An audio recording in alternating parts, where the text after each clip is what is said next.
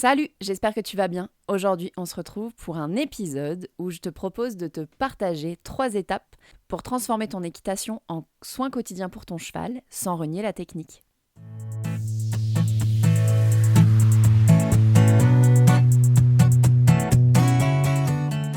Salut, bienvenue dans À Cheval, le podcast de l'équitation collaborative. Je suis Morgane, je suis coach en équitation et j'accompagne mes élèves, peu importe leur discipline ou leur niveau équestre, vers plus de collaboration dans leurs échanges avec leur cheval.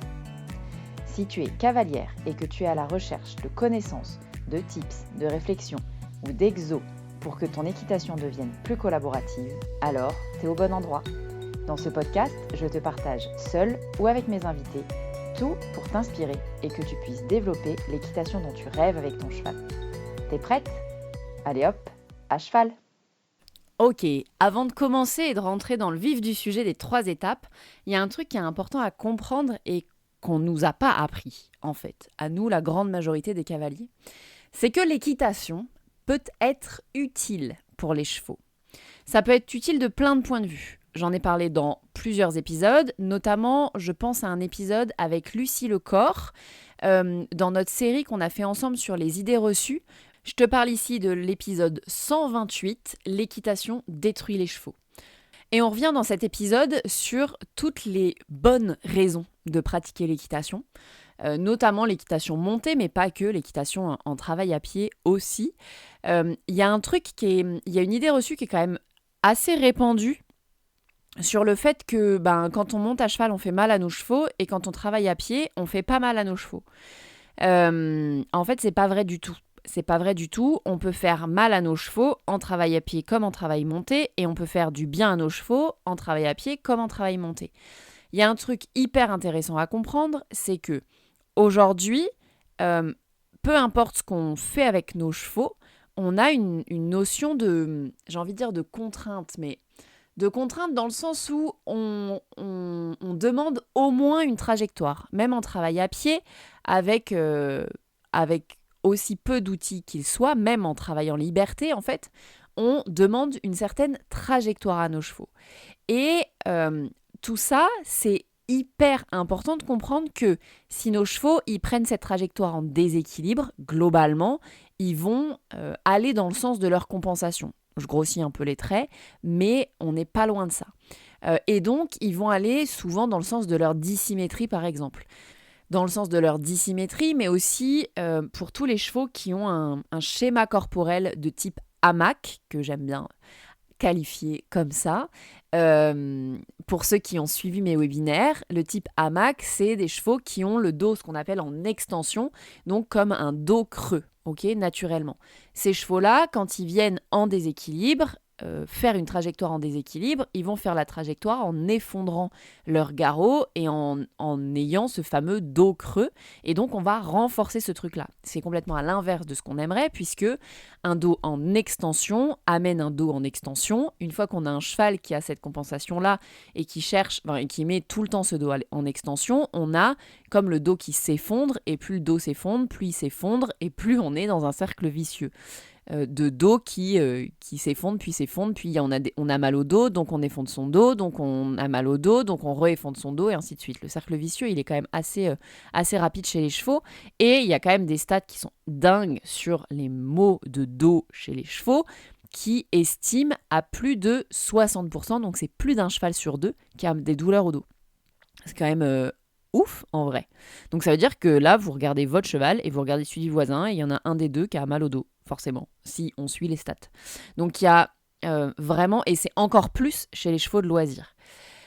Tout ça parce que aujourd'hui, on ne nous apprend pas à utiliser l'équitation pour contrer ça, pour aller faire un renforcement musculaire aux chevaux, un renforcement musculaire dans le sens de ce dont a besoin notre cheval. Et c'est vraiment ça qui est intéressant, c'est que l'équitation, quand on travaille avec un cheval en équilibre, avec un équilibre qui part du garrot, je le précise ici parce que souvent quand beaucoup de cavaliers commencent à travailler avec moi et que je leur dis remets ton cheval en équilibre, ils se mettent à tirer sur la tête. En réalité, oui, mettre la tête en l'air, ça aide les chevaux à se rééquilibrer, mais ce qui aide l'équilibre dans le sens de la musculation du cheval, eh bien, c'est d'avoir un cheval qui est capable de s'équilibrer depuis le garrot. Donc, c'est là le challenge, puisque pour gérer l'équilibre de ce garrot, eh ben, ça va nous demander pas mal de techniques, que ce soit en travail à pied ou en travail à cheval, et peu importe la méthode qu'on utilise, que ce soit une méthode type horsemanship ou une méthode type classique ou certaines sous-méthodes de chacune de ces catégories. Si on a envie d'avoir un cheval qui se sent bien dans son corps et que notre équitation l'aide à se sentir bien dans son corps, eh ben, on a besoin de savoir permettre à notre cheval de s'équilibrer depuis son garrot. Donc, tout ça pour dire, je suis en train de digresser sur mon épisode de départ, sur mon sujet de départ, mais c'est carrément lié.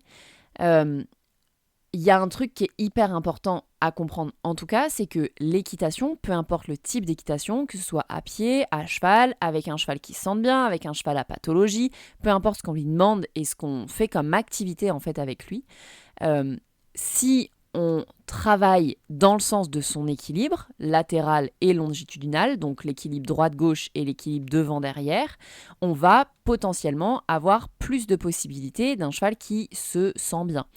À l'inverse, on risque d'avoir un cheval qui se sent de moins en moins bien et qui déclare de plus en plus de douleurs et qui va de plus en plus dans des compensations. On est d'accord, là on est sur un épisode de podcast de quelques minutes ou quelques dizaines de minutes, donc je grossis fort les traits. Les spécialistes qui écoutent cet épisode, ne vous offusquez pas. Évidemment que dans les accompagnements de 6 mois, Feel and Fit par exemple, dans les stages, on va plus loin que ça et plus finement que ça dans ce que je vous explique. Mais là, sur une base que je peux vous partager ici sur un podcast, c'est en gros quelque chose de cet ordre-là qui va vous permettre de partir avec des idées relativement claires et simples. Tout ça pour dire que l'équitation, par contre, quand elle est menée avec cet objectif de permettre à notre cheval de se sentir mieux dans son corps et donc dans sa tête, on a des vraies améliorations sur les chevaux. On a des vraies améliorations d'un point de vue postural. On voit des chevaux qui se redressent, un dos qui se porte mieux, un dos qui s'effondre moins, donc des chevaux qui sont plus fit, mais dans le bon sens du terme, des chevaux qui semblent se sentir mieux dans leur corps et donc ont une posture qui s'améliore, qui se rapproche de la posture idéale qu'on aimerait chez les chevaux.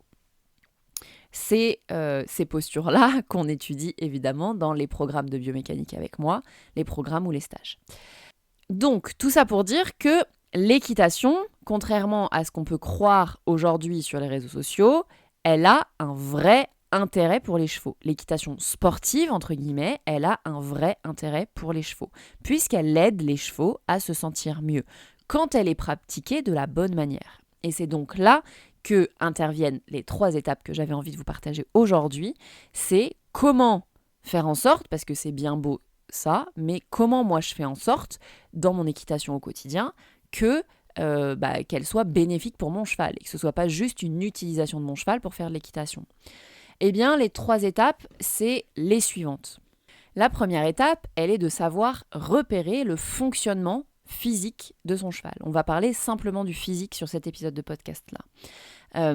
Une fois qu'on comprend comment notre cheval fonctionne, parce que vous vous êtes bien rendu compte que votre cheval et celui du voisin sont construits différemment, ont aussi des compensations différentes l'un de l'autre. Il y en a un par exemple qui va avoir tendance à avoir un profil un peu plus tracteur, donc s'effondrer sur ses épaules et tirer fort vers l'avant, là où il y en a d'autres qui vont avoir tendance à envoyer leur tête en l'air et précipiter en mettant leur dos en extension, donc en creusant leur dos. Donc simplement ça, de connaître ça, ça va vous donner des pistes et des outils pour accompagner au mieux votre cheval, puisqu'on ne va pas faire les mêmes exercices, ou en tout cas pas les exercices de la même manière avec le premier cheval qu'avec le deuxième. Donc en termes de fonctionnement, il y a, et c'est ça la première étape que moi je permets aux gens qui rentrent dans Feel and Fit de comprendre, c'est qu'on va faire une évaluation biomécanique, j'appelle ça comme ça, donc une évaluation de la posture et de la locomotion du cheval. Donc on va regarder le cheval à l'arrêt et le cheval en mouvement pour repérer comment son corps il fonctionne, comment il a l'habitude de fonctionner. Biomécanique veut dire la mécanique au naturel, donc comment ce cheval-là, il fonctionne quand il n'y a pas d'intervention humaine. Ok ? L'idée, c'est vraiment surtout ça, et moi, c'est ça que j'aime bien faire dans l'équitation, c'est que mon équitation, elle est non seulement un intérêt pour mes moments d'équitation, mais surtout pour le reste du temps, ok ? Que mon cheval, il se sente bien le reste du temps. Si, je vais aller au bout de mon idée là, mais si pour avoir un cheval en place, je mets une paire de reines allemandes parce qu'il est soi-disant mieux placé quand il a une paire de reines allemandes et que quand j'enlève ma paire de reines allemandes, eh ben, mon cheval, il s'ouvre complètement et qu'au pré, il va faire complètement l'inverse parce que ça a été tellement dur pour lui de se mettre dans l'attitude qu'ont demandé les reines allemandes, qui va complètement se mettre à l'inverse le reste du temps. Et donc, en vrai, mettre cette paire de reines allemandes, ça va plus être délétère pour lui qu'être profitable. Même si, moi, je sais que quand je lui mets, j'entends beaucoup ça. Je digresse encore, mais j'entends beaucoup ça, ce truc de je lui mets juste parce que quand je lui mets, il n'est pas pareil. J'ai pas besoin de l'étendre et il se place. Quand on a ça, franchement, les chevaux, ils savent qu'ils ont les rênes allemandes et qu'on va leur tirer dessus. Ou d'autres enraînements d'ailleurs.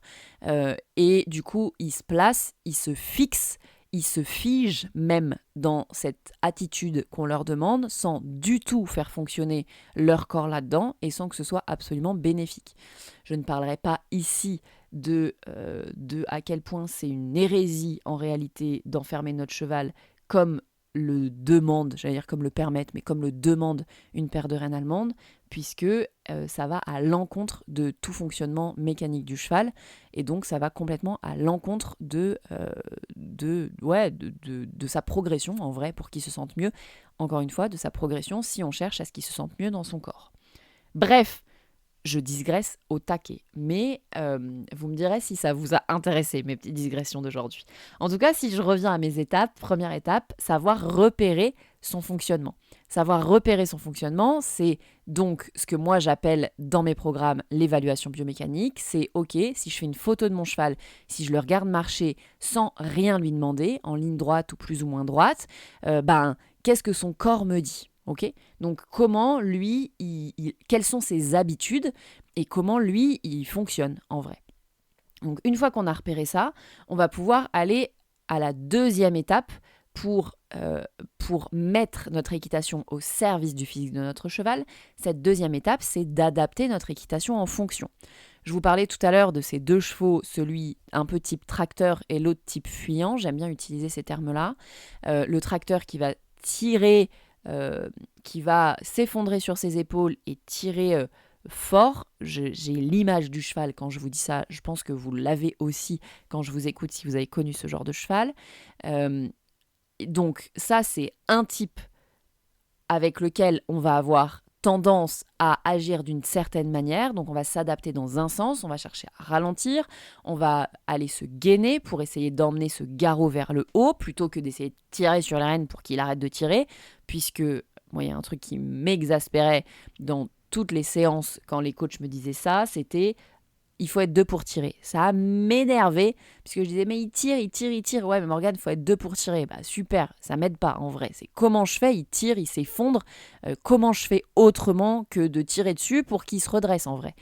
Il y a d'autres options.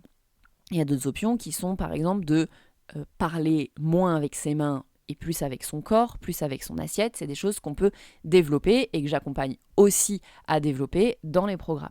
Donc il y a vraiment comment en fait je mets la technique équestre au service de l'équitation que j'ai envie de développer. Ok ? Donc voilà pour cet exemple-là, mais A contrario, si j'ai un cheval qui a la réaction inverse, que parce que c'est difficile pour lui de s'utiliser, de s'équilibrer, de mettre son garrot vers le haut, entre guillemets, de gainer ses abdos et de mobiliser sa sangle thoracique, il y en a qui, quand on leur demande ça, ils vont avoir tendance à s'effondrer, à envoyer la tête en l'air et à précipiter. Ces chevaux-là, on n'a au contraire pas vraiment de tension dans les rênes et ils sont de type fuyant, c'est comme ça que moi je les appelle. C'est que si on fait un truc à droite, ils nous font 3 pas à gauche. Enfin, ils réagissent excessivement par rapport à ce qu'on leur demande en réalité. Ces chevaux-là, on va aussi avoir tendance en réalité à parler plus avec notre corps qu'avec nos mains, mais on ne va pas les adresser de la même manière que des chevaux un peu type tracteur. Donc, première étape, savoir repérer son fonctionnement. Deuxième étape, adapter son équitation, donc adapter sa technique équestre à ce qu'on voit, à ce qu'on sait et à ce qu'on sent. Ok, donc ça c'est la deuxième étape. Et la troisième étape, c'est savoir évaluer, savoir repérer si on entraîne un cercle vertueux ou un cercle vicieux. Au vu de ce qu'on adapte dans notre équitation, est-ce qu'on a un cheval qui s'améliore dans l'évaluation biomécanique? Est-ce qu'on a un cheval qui va de mieux en mieux? Ou est-ce qu'on a, au contraire, un cheval qui va de pire en pire? Ça, c'est des super repères biomécaniques, donc de fonctionnement de notre cheval, qui peuvent nous permettre d'estimer si on est sur la bonne voie d'un point de vue travail ou pas. Donc ça, c'est vraiment 3 étapes qui sont indispensables et hyper intéressante et passionnante en vrai. Quand on travaille et qu'on a accès à ça, on ne travaille plus que comme ça. C'est les 3 étapes que moi je développe dans le programme Feel & Fit et qui permettent vraiment de mettre notre équitation au service de notre cheval. Puisque je sais que si vous écoutez ce podcast, c'est sûrement que vous avez vraiment à cœur que l'équitation soit un bon moment pour vos chevaux et soit utile pour vos chevaux. On n'arrive pas à l'équitation collaborative par hasard, on n'arrive pas à mes podcasts par hasard, et je sais que toutes les personnes qui écoutent ce podcast, donc toi qui écoutes ce podcast, tu as à cœur que ton cheval aille bien et du mieux possible, et tu as envie de faire en sorte que ton cheval aille bien. Donc le truc hyper intéressant, c'est au-delà d'aller parler des besoins fondamentaux, de est-ce que la vie que je propose à mon cheval lui convient, mais aussi peut-être que tu fais partie de la team qui fait voir hyper régulièrement des ostéos, des masseurs, etc. C'est super. Maintenant, le truc que j'ai envie de t'amener à réfléchir et à te poser comme question sur cet épisode de podcast, c'est au-delà de tout ça, comment moi je peux faire au quotidien pour que mon équitation, elle serve, elle soit mise au service de ça, et que du coup, que derrière l'ostéo, il aille plus que débloquer les petits trucs à droite à gauche, le masseur, il aille relâcher les petits muscles à droite à gauche qui sont sollicités par les compensations de mon cheval, mais que d'une fois à l'autre, moi, mon travail, il puisse aller dans le sens de ce que eux font et qu'on évite d'avoir ce fameux traditionnel truc qu'on voit tout le temps chez les chevaux de moi, l'ostéo, il vient tous les 6 mois et il remet toujours.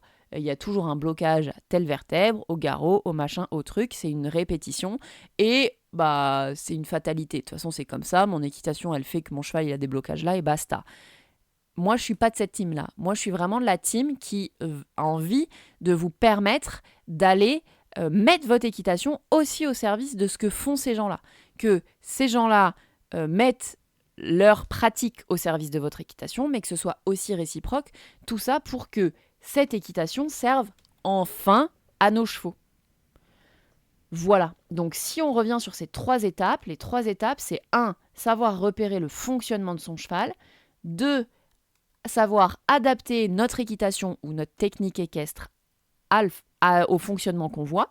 Et 3, savoir repérer si on est dans un cercle vertueux ou si on est dans un cercle vicieux. Ces 3 étapes, elles sont soutenues par 4 piliers que je vous partagerai dans le prochain épisode de podcast. La semaine prochaine, j'ai la chance d'accueillir une invitée, mais la semaine d'après, on reparle de cet épisode et je vous partagerai les 4 piliers qui sont indispensables pour permettre d'emmener ces 3 étapes dans un processus vertueux. Donc, j'espère que cet épisode vous a plu. Si c'est le cas, n'hésitez pas à aller mettre 5 étoiles sur la plateforme d'écoute que vous utilisez, comme d'hab. Si vous voulez être mis au courant des prochaines sorties d'épisodes, surtout, n'oubliez pas de vous abonner. Et venez aussi me dire ce que vous pensez des épisodes et ce que ça a changé pour vous dans votre équitation sur Instagram. J'adore vraiment avoir vos retours en direct sur ce que ça change concrètement au quotidien, les réflexions que ça vous a permis d'avoir, les modifications que vous avez vues chez vos chevaux, qu'est-ce que vous avez modifié pour que quelque chose s'embraye de différent sur votre cheval. Bref, venez me raconter un peu les évolutions que vous voyez avec votre cheval grâce à tout ce que je raconte ici sur le podcast.